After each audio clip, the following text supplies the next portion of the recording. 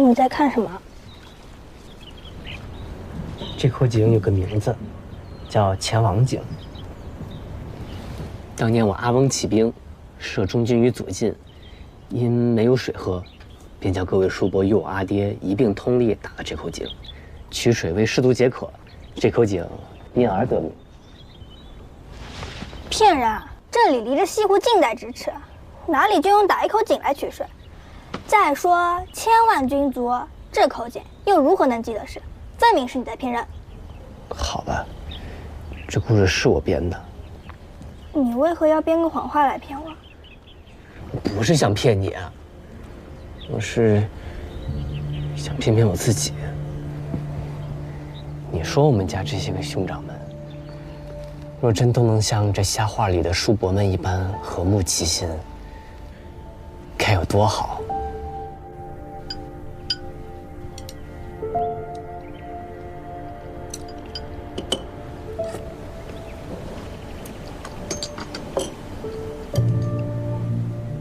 你将酒壶放下呀，老拿着不累啊？这叫待客之礼，你懂不懂？我大郎兄又不是客，他住在此处，分明是主，咱们才是客。你这条舌头如此可恶，便该一并切了，与大郎君下酒。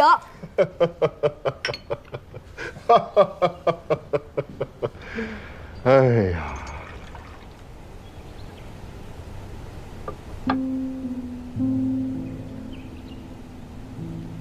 事情没有办成，我去求了七哥，让他劝六哥放了申继义，却被七哥骂了一顿，说我不是体统轻重。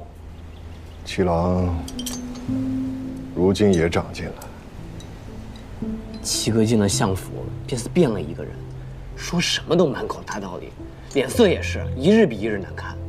我去求了他半日，被他罚去奉仙堂跪了2个时辰。以后不要去了。无妨，2个时辰而已，又跪不坏，还能默诵9章，全当课业罢了。哎，我是说以后不要再去求七郎了。他现在是相府大参，国家重臣，身份不同，许多事情不便宜了。6哥也不便宜了，7哥也不便宜了，3哥回了岛上也不便宜了。好端端的一家兄弟，如何便突然间都不便宜了呢？家事成了国事，还能如何便宜呀？大乱将起，南唐西属南汉、南楚，各国皆有使节的京师打探消息，勾连重臣，临时待变。若朝廷大军不能御敌于河北，北朝铁骑纵横大河左右，诚恐五胡16国之祸再现于今日。谁求赵劝？臣在。边郡军情可有异动？南唐诸军未动，南汉、南楚诸军皆有北调之迹象。户部库藏如何？去年到今年，连续2个丰年，库藏充盈，用兵备载皆可无虑。袁相公，冬岁将至，又该遣使和天子争大了吧？正是。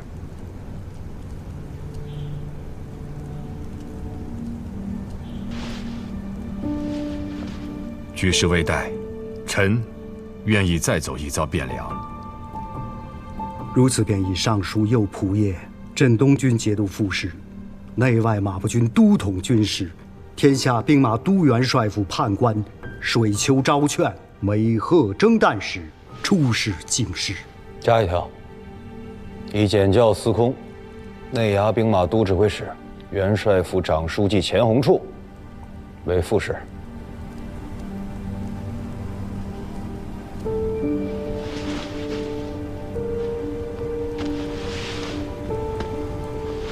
大王，如此危局，汴梁朝廷那里怕不是在搏命？局面危殆，朝廷那边在搏命。若真个如50年前一般天清了，孤也要搏命。水丘公此时北上，更是要豁出性命的。我吴越前世宗子，谁能置身事外？九郎，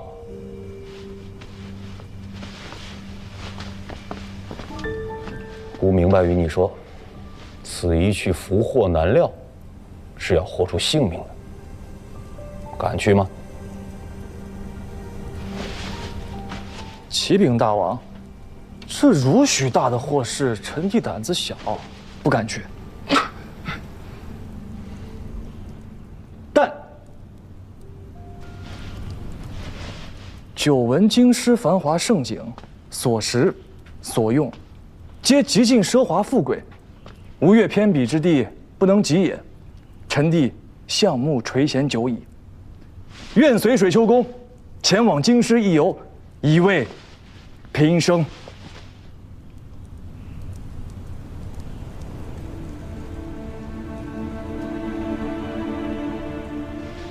知道为何叫你去吗？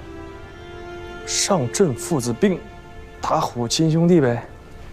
这是阿爹当年在吴中做质子的时候，阿翁交给阿爹和众位叔伯的话。阿翁一共有38个儿子，国难当头，能挺身而出为他分忧的，却只有咱家阿爹一个。老人家当年说出这10个字来，可不是在夸赞阿爹，那是骂人呐。六哥，这我可从未知道，我哪敢骂各位哥哥呀？装糊涂！哎，其实我懂，六哥为一国之君，自然是去不得。七哥如今参知相府，是六哥的左膀右臂，那自然也去不得。那就只剩下我这个打鱼耍子的闲人，死了活了，于家于国皆无半分损益啊！那自然是我去最合适了。这些年进学读书，你也该长进些了。若非当年阿爹挺身而出，身当大任，阿翁又怎会放心将国家社稷托付于他老人家呀？六哥，你可莫与我说笑啊！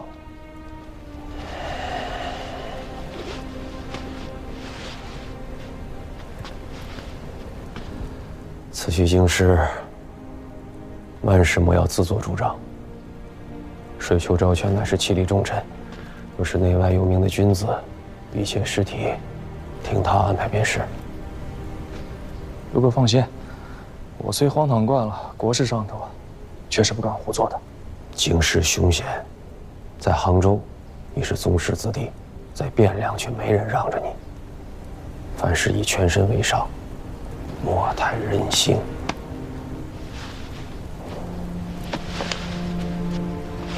六哥放心，臣弟晓得了。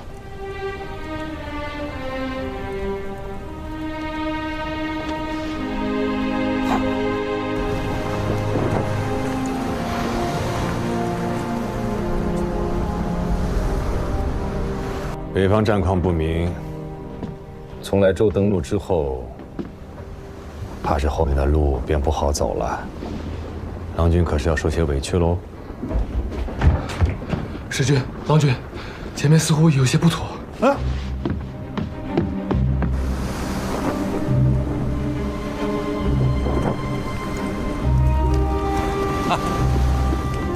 你看，黄龙社的战船啊！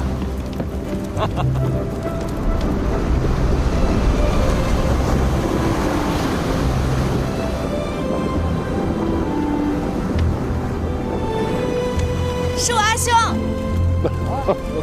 阿兄，阿兄，三哥！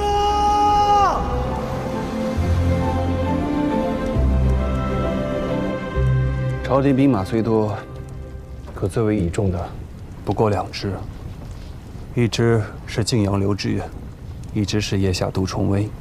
杜重威降了，刘知远独木难支，自保尚有余，进取则不足。眼下最麻烦的还是朝局，经上不比先帝呀。高祖皇帝虽说有儿皇帝之基，但毕竟也是当世一代豪雄啊，统兵用士，御将用人，威望隆重啊。新娘，坐这一块吃吧。不要，你们3个人说的话，我一句也听不懂，坐在这儿也是无趣。看你们2位老哥这么多年不见面了，一见面就说这些无趣的话，也不嫌烦恼。九郎啊，还是这般好玩性。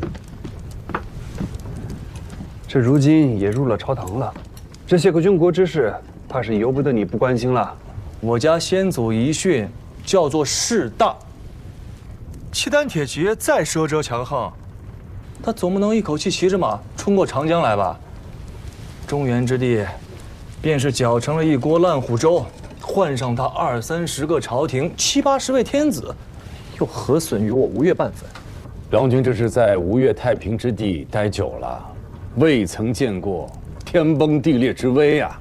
汴梁城中，谁做天子，皆是一般的称臣奉表纳贡，那天崩地裂，又与我等何干？三哥，你尝尝。九郎还是太年轻啊，小心思、小聪明是有的，涉世未深，见识浅薄。六郎是如何想的？该拜七郎来才是啊。人总不能一辈子年轻，该见识的总要见识，该承担的总要承担。这世上本没有桃花源。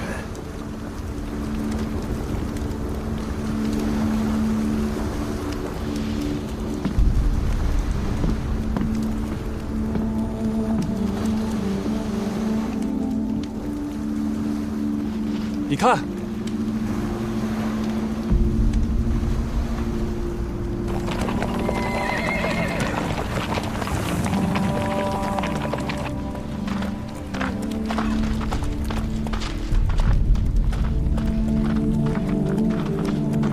事情不太对呀。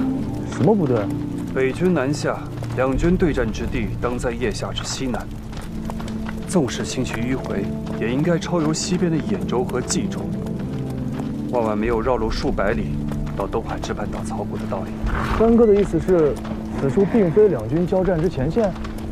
契丹铁骑便是生了3头6臂，又如何放着京师不取，反倒绕远路过来，将莱州烧为焦土？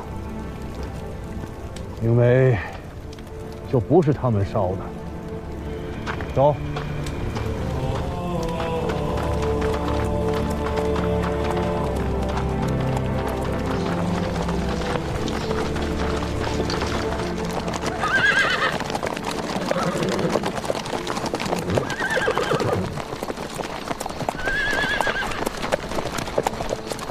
骑马要用腿上的力道，加紧马腹。你抓着安环不管用。你闭嘴！你还是莫要骑了，上我的马，我带着你走。说了让你闭嘴！吁！摔伤了吗？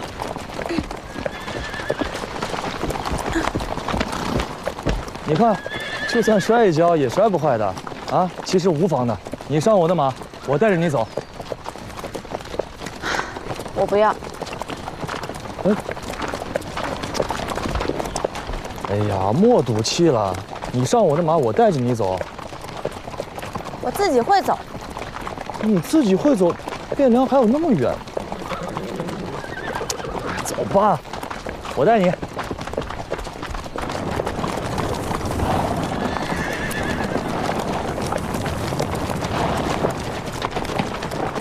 你看，御马不能靠手，你得用双脚。马是极聪明的，你轻轻一碰，它便知道要做什么。你需要做的便是稳稳地坐在马背上，试一下。双腿夹紧，夹紧了吗？怎么样？稳了吗？走。走。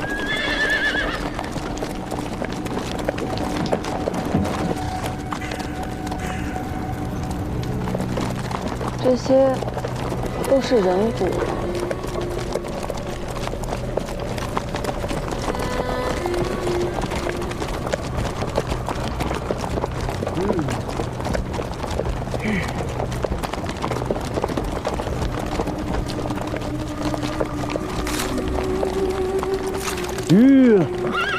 那个人在做什么？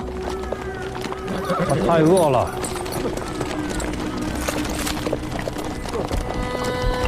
这。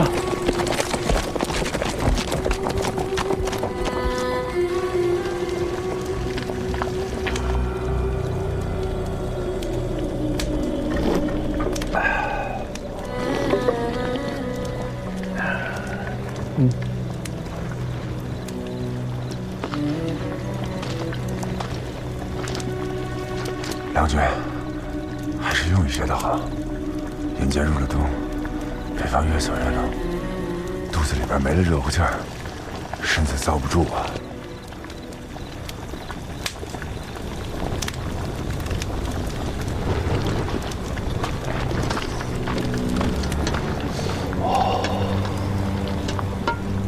再来一贴。此番回去，我再也不用捕头熬汤了。那些丢在路边的遗骨，玉宦官是完全不管吗？这里是平卢军的辖地，从黄巢起乱到现在60-70年了吧？兵乱加上病患，年年都有人死在道左。中原的一所啊，早已经被废止了。这里又不是州县的治所，谁会理这些？你们看到的那些尸骨，是他们怕阻塞道路，妨碍过兵，这才清理到路边的。这么多尸身，是要出大事的。这北边来的人，真是一点机会都没有。他们当然已经是司空见惯了。疾病固然是可怕，但是比起兵乱死去的，或者是那些被掳去充作军粮的，能够患病而死，已经是大福了。杨军，你不喝一些吗？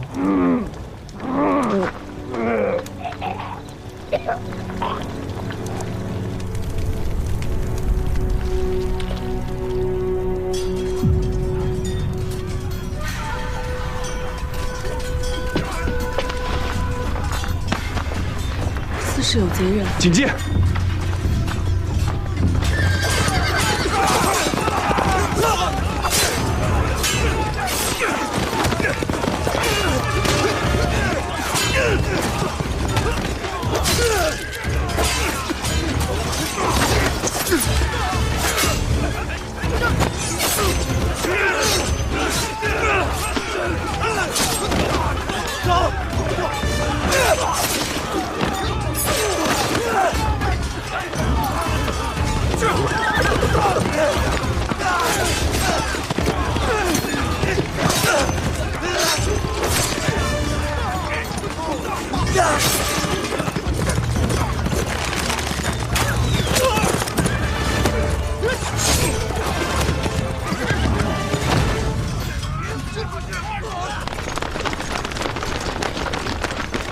使君、郎君，这边无事了。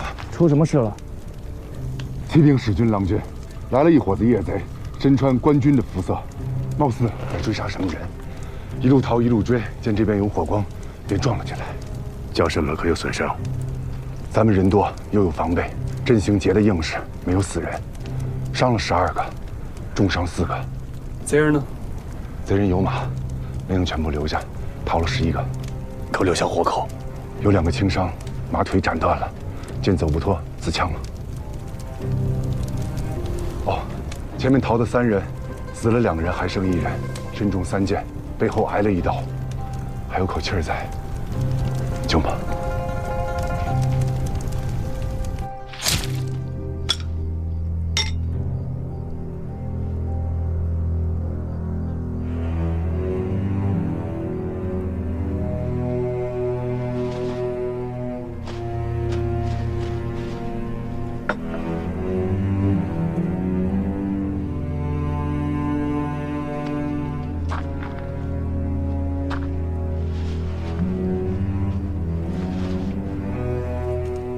河东军。贼人的尸首在哪里？林子里。带我们去看。请。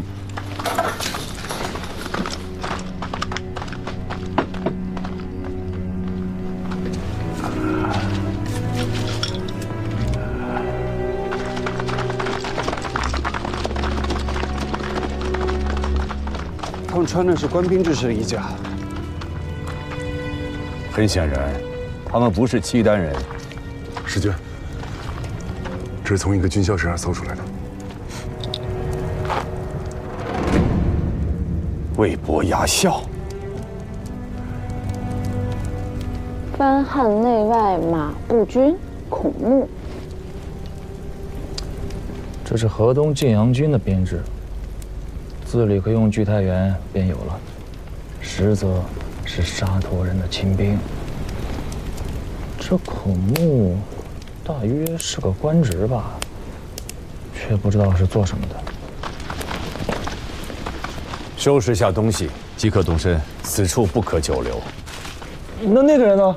他伤太重了，走不了的。一旦受了风寒，只会死得更快。北边藩镇之间的仇杀龃龉，非我吴越偏帮所能预闻。这件事，咱们管不了。那便把他扔在这不成？用马驮着带走不行吗？郎君，咱们马匹本来便少，再带上4个受伤的亲兵，便有4个督校要走路行军，那些都是咱自家兄弟，都体谅的。此人身份未明，为了他强令督校让出一匹马来，弟兄们怕是要有些议论。谁要你们让马了？将我的马牵来，用我的马驮着他，我自家走路去汴梁。好了，收拾完了，动身吧。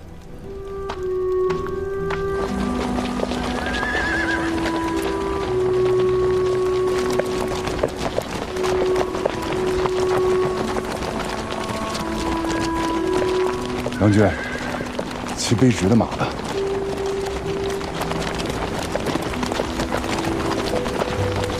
从登岸到现在，就没见到过几个活人。你上一遭来也是这般模样吗3年前这里萧索归萧索，但是县城周遭还是有人烟的。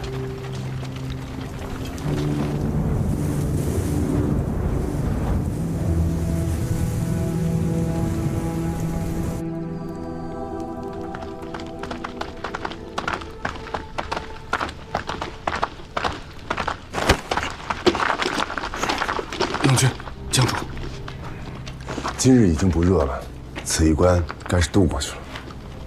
他何时能醒过来？确实不知。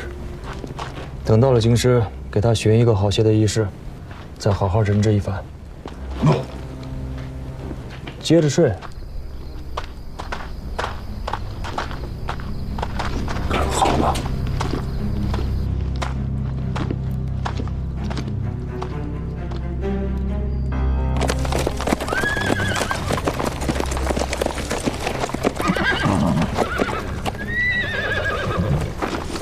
小人侍卫秦军下班之夜，杨光义参见大使。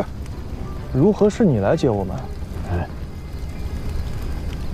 快请起，便是不必多礼。小人们奉了相公的军命，来迎接大使，一同入京。今时入京，情势如何？不大好，腋下的兵已经占据了丰丘，强锋直抵陈桥驿。东面东明镇外的赵皮和通瓦乡2座寨子都有斥候滋扰。带队将官是谁？是张国军的张太尉。张彦泽，此人用兵一向有凶悍彪扬之名。北临丰丘，东掠东明，这是要从侧面迂回，截断京师南路。东明有多少兵？是谁在镇守？好叫这位贵人知道，东明虽然有2座寨子，但是没有多少兵马。要真打起来，也是一日间的事。东明一旦泄露，下一个必是陈留。小人京城路过陈留，陈留令跑了，城里已经乱了套，小人们没有进城，是绕城过来的。今时如今，是谁在主持防城大计啊？此事说起来尴尬，太尉和将军们推脱了1个多月，相公们也没个主张。那冯令公呢？老令公是十几日之前回的京师，这太尉们排着队，又是金又是字画，想见他老人家，可是一个都没见到。每天只是在京中加班，兵上的事一律托给叔父，问都不带问的。那天子呢？回这位贵人的话，小人身份卑微，宫里的事不能知晓。只是听说前几日有几位黄门内官偷了一些金银细软，想逃出城外。冯令公下了一道军令，斩在了明德门外。得趁着陈留和那别封口，抓紧时机过去。天下大乱了，尘沙泛起，一团污糟烟尘里面，谁也不知躲着什么样的魑魅魍魉、洪水野兽。在吴越时，我总到六哥无情，这一路所闻所见，我才知道六哥的不易。比起这中原的新天子，六哥可强太多了。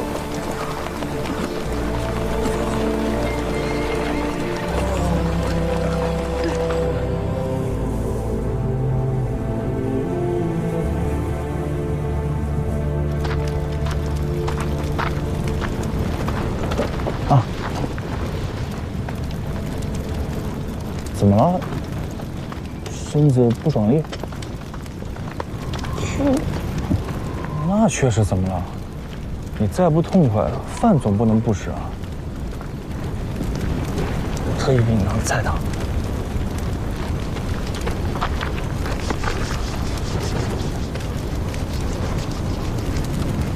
我只是觉着这一遭下来和我想的不大一样。确实不大一样。你说吴越如何便不会这样？大约是人不一样。都是肩膀上扛着一个脑袋，又有什么不一样？吴越没有兵乱，也没这么冷。其实吴越也并不安生，辜负那么忠直的一个人，平白获了罪，便丢了性命。阿兄也是啊，若不是阿娘一怒之下截断了钱塘，怕是也要……功勋们各有各的心思，宗室里面也有家务事。可这些跟梨树前手都没干系。农夫稼穑、渔子营生，皆无碍的。平日里有辽浅渡修河堤，有营田司兴水利，没有流民，也没有乱兵。这道路两侧也没有这许多百姓。你说的这些都是极平常的，可在这里却见不到。你说的是啊，这都是极平常的，可在中原却都没有。